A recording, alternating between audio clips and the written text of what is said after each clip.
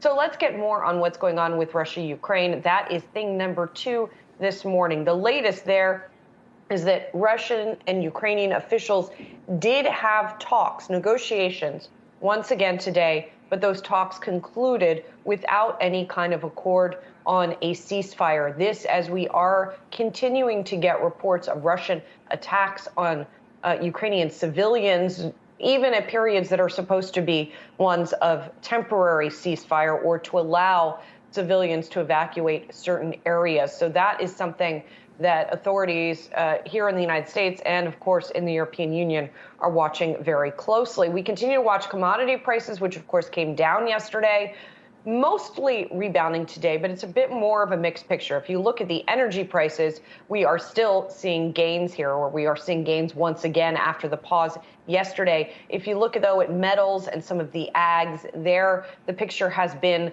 a little bit more mixed. Gold right now is higher.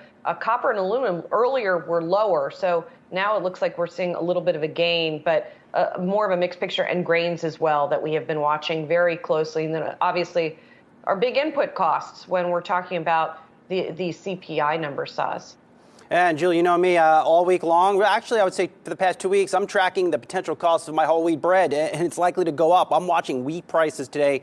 They were down on the session, went back in the green a little bit here. You're seeing a little bit of losses here, but nonetheless, the markets for wheat futures, gains and losses right now, but ultimately on track for their 5th straight week of gains. Look what we saw yesterday afternoon. The U.S. Department of Agriculture cut its outlook for Ukrainian wheat sales this season by 4 million tons, and also echoed that same type of sentiment for Russia as well. So it could be an interesting few weeks to come for wheat markets.